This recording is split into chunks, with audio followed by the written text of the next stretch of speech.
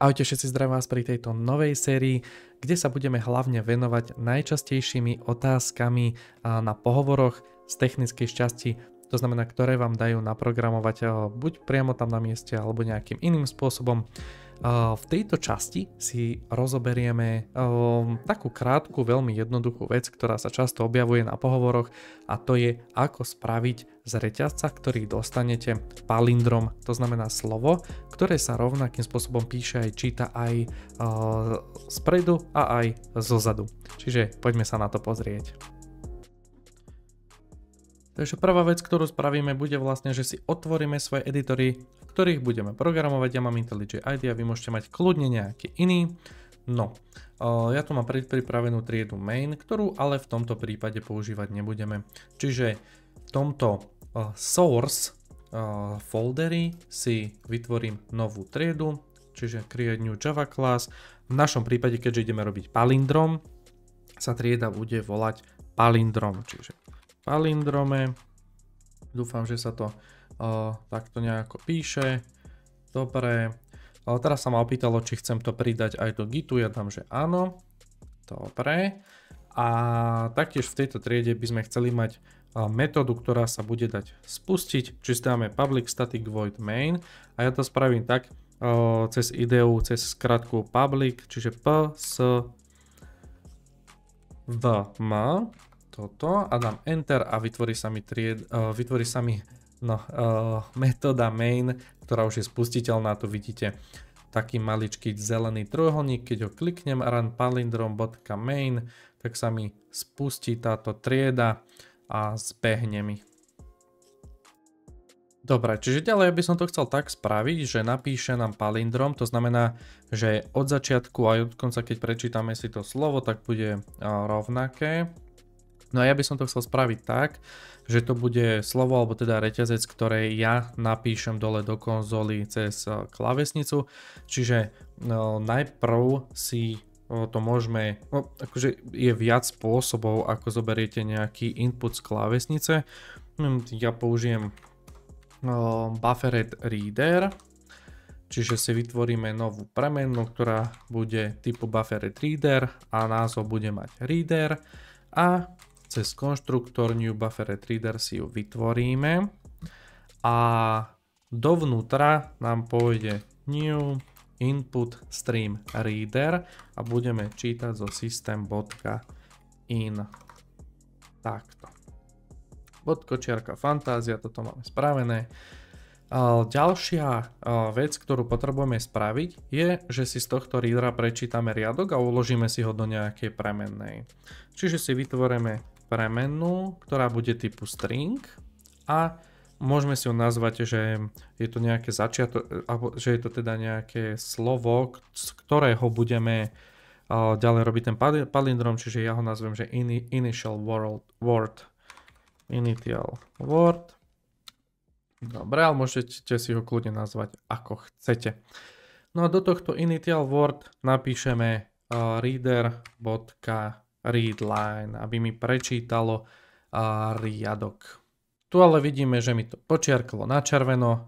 Keď chceme zistiť, teda keď neviete hneď na prvú šupu zistiť, že kde je problém, klikneme si, len položíme myšku na tú počiarknutú teda metódu, v tomto prípade readline, a tu mi napíše, že unhandled exception java io exception.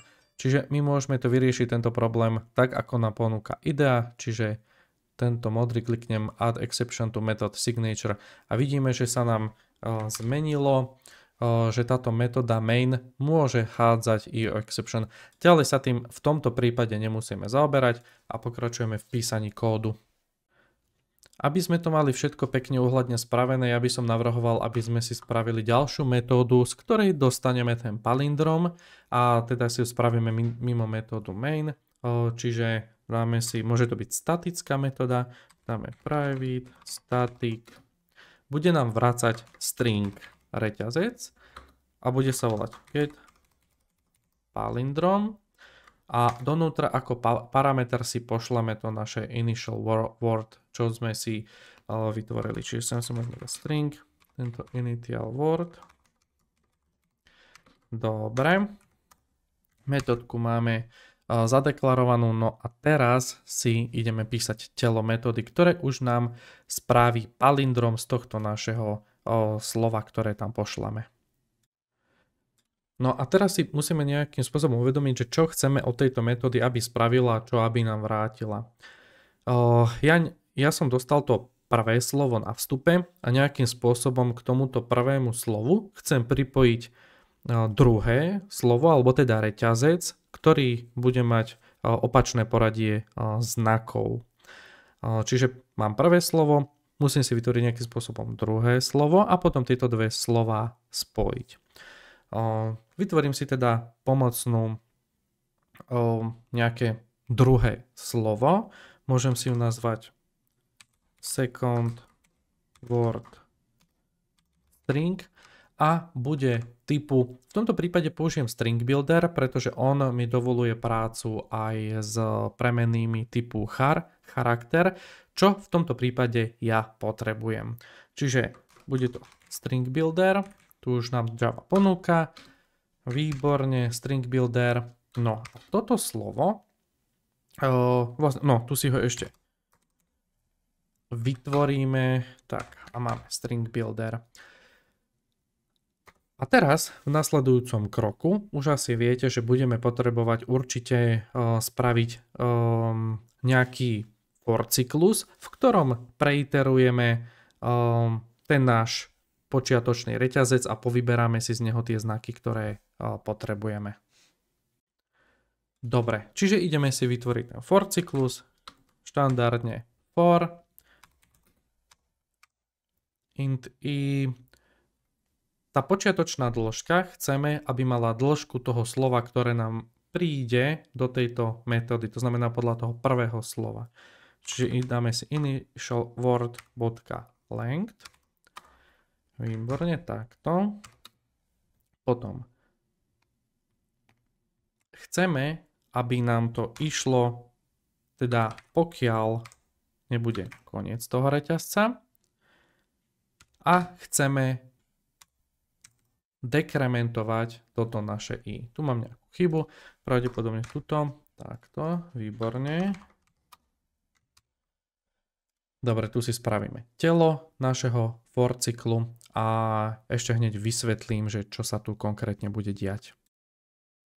No a tu vnútri potrebujeme vlastne zabezpečiť to, že budeme naše slovo, ktoré nám sem príde, čítať od konca, vyberať z neho znaky od konca a vlastne budeme z neho lepiť to druhé slovo. A to spravíme tak, že vytvoríme si teda pomocnú premenu charakter. To bude ten náš jeden znak, ktorý bude typu charakter. Takto. No a do tejto našej premennej si uložíme pomocnú, potrebujeme z tohto slova, ktoré nám príde, zobrať posledný znak. Čiže char add na indexe i. Pretože ako sme si už povedali, my potrebujeme čítať od konca a tým pádom, keďže v počiatočnej hodnote naše i má hodnotu, v tomto, keby sme tam poslali, že ABC, tak má hodnotu 3, to znamená, že na konci tohto reťazca, v prvom bode bude na konci reťazca číslo 3, no a my si to potrebujeme z toho indexu zobrať.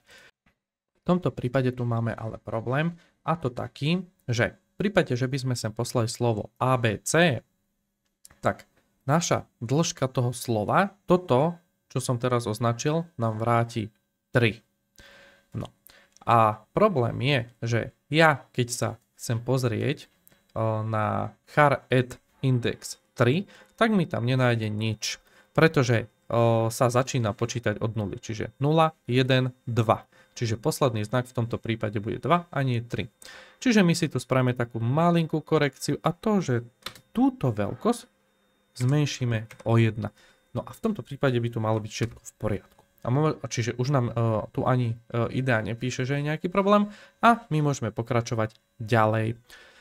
No a teraz, už keď v tomto charaktere máme uložený posledný znak toho slova, ktoré nám sem prišlo, tak si zoberieme tento náš second word string, túto premenu a ideme si z tohto charakteru si ideme vyskladať to naše slovo.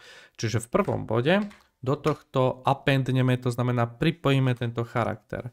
A teraz si no a to je vlastne celé, čo nám bude robiť tento for cyklus. Ukážeme, ešte raz vysvetlím, čo sa bude diať. Čiže na začiatku pošlem si sem napríklad ABC. Počiatočná veľkosť bude 3, minus 1 je 2. Zoberiem si znak na druhom mieste, to na 0, 1, 2, čiže na poslednom. Čiže to bude C. Uloží sa mi sem C a pripojí sa v tomto prípade k prázdnemu reťazcu C. V druhom bode ideme ďalej. Tu už bude len 1, pretože to dekrementujeme. Čiže sa pozriem na znak, ktorý je na prvej pozícii v našom reťazci a to je B. Čiže k pôvodnému C pripojím B a takto ideme a čiže si vlastne to slovo otočíme.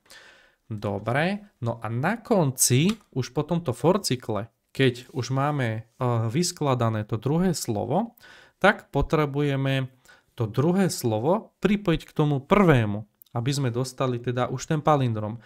No a môžeme to spraviť tak, že to rovno vrátime a to zoberieme to initial word, bodka a spravíme concat. Metóda concat nám vlastne spojí dva stringy dokopy a teda my chceme k prvému stringu, čo je initial word, prilepiť to druhé. Čiže zoberieme si second word a keďže to je string builder, musíme si to dať do toString. Výborne, takto to spravíme. A tým pádom naša metóda, ktorá nám vráti palindrom z stringu, ktorý sme tam poslali, je hotová. A ideme si to hneď aj vyskúšať. Čiže tu si vytvoríme novú premenu, ktorá už bude teda palindrom. A do nej si uložíme get palindrom, to je tá naša metóda, ktorú sme si teraz napísali. A do toho uložíme vlastne to initial word, ktoré získame z prečítania našeho zadaného vstupu z klávesnice. Dobre. No a posledná vec, čo chceme spraviť, je, že to vypíšeme, čiže system out print line, skratka south. Takto a vypíšeme si palindrom. Nemusíme s týmto ďalej nič robiť, pretože je to string a to nám by malo pekne vypísať.